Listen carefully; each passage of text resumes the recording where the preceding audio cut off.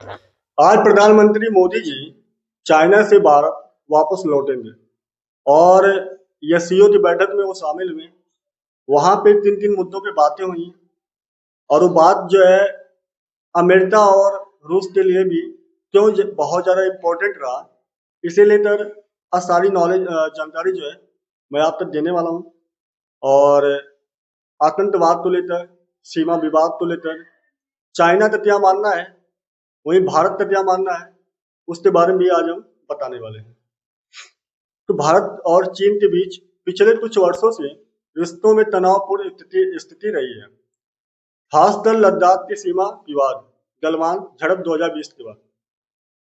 व्यापारिक स्तर पे दोनों देश अभी भी एक दूसरे पर निर्भर हैं, लेकिन राजनैतिक और सुरक्षा मामलों में गहरी खाई बनी रही है, मतलब बहुत ज्यादा दूरियां बनी रही है।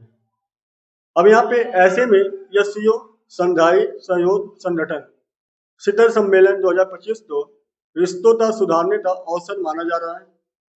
वहीं पे यह मुलाकात जो है एससीओ शिखर सम्मेलन के दौरान हुई, जहां पर चाइना के राष्ट्रपति शी जिनपिंग और भारत के प्रधानमंत्री नरेंद्र मोदी जी का मुलाकात होता है। प्रधानमंत्री नरेंद्र मोदी और चीन राष्ट्रपति शी जिनपिंग ने लंबी द्विपक्षीय वार्ता की। वार्ता में दोनों देशों ने शीर्ष राजनयिक और रक्षा विदेश मंत्रालय के अधिकारी भी शामिल रहे। वहीं पे हम बात करें अगर क्या क्या बातें हुई हैं, अगर इस बैठक में बातें क्या क्या हुई, तो सीमा विवाद, एलएसी पर तनाव, सीमा पर शांति बनाए रखने और 10 दिन नियमों को लेकर आपसी सहमति की कोशिश की गई। सैन्य टकराव से बचने के लिए हॉटलाइन और वार्ता तंत्र को और मजबूत करने पर चर्चा हुई। वहीं पे व्यापार और निवेश की अगर बात करें, भारत ने चीन से निष्पक्ष व्यापार और बाजार की सामान पहुंच की मांग की। वहीं पे दवाइयों, टेक्नोलॉजी और कृषि उत्पादों पर सहयोग बढ़ाने पर भी सहमति बनी। वैश्विक मंच पे अगर हम बात करें, जैसे ब्रिक्स सम्मेलन हो, एससीओ हो, G20 हो, यहाँ पर ये साथ जो है मतलब मंचों पर साझा मुद्दों पर साथ आने पर बातचीत हुई। जलवायु परिवर्तन, ऊर्जा सुरक्षा और बहु ध्रुवी विश्व व्यवस्था पर साझा दृष्टिकोण की भी बातें हुई। मोदी और शी जिनपिंग दोनों ने यह संकेत दिया है कि विश्वास और संवाद से ही आगे बढ़ा जा सकता है। दोनों नेताओं ने नई शुरुआत का संदेश दिया है।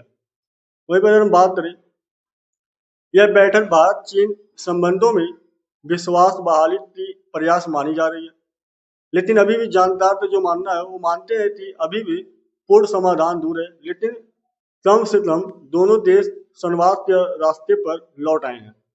सीमा विवाद पर भारत का रुख साफ रहा कि शांति बिना रिश्तों में समान स्थिति नहीं लौट सकती है।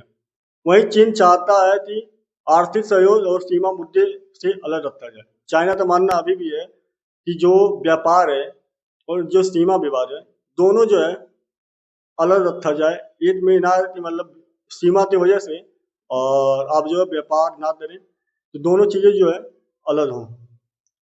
अगर यह बातचीत सफल दिशा लेती है तो एशिया की राजनीति में बड़ा बदलाव हो सकता है, क्योंकि चाइना और भारत दोनों ही एशिया में एक बहुत बड़े अर्थव्यवस्था के रूप में माने जाते हैं।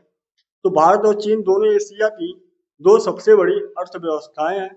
सहयोग बढ़ेगा तो वैश्विक संतुलन प्रभावित होगा। यह बैठक अमेरिका, रूस और अन्य देशों की नजर में भी बेहद अहम रही, क्योंकि आपको पता है जब ट्रंप के द्वारा 50% टैरिफ लगाने की बात कही जाती है, अमेरिका द्वारा 50% टैरिफ लगाने की बात कही जाती है, और वहाँ अगर चाइना और भारत एक साथ बैठकर मीटिंग करते हैं और व्यापार की बातें करते हैं, जाहिर सी बात है अमेरिका लिए बहुत बड़ा सदमा हो सकता है। बहरहाल रूस तो पहले से ही भारत का मित्र माना जाता है। बहरहाल जो भी अभी तक नॉलेज जानकारी आई थी वो मैंने आप तक पहुंचा दिया है। इस पर आपकी क्या राय होनी चाहिए, आप अपनी राय भी कमेंट बॉक्स में जरूर दें। मिलते हैं नए वीडियो में, तब तक के लिए जय हिंद, जय भारत।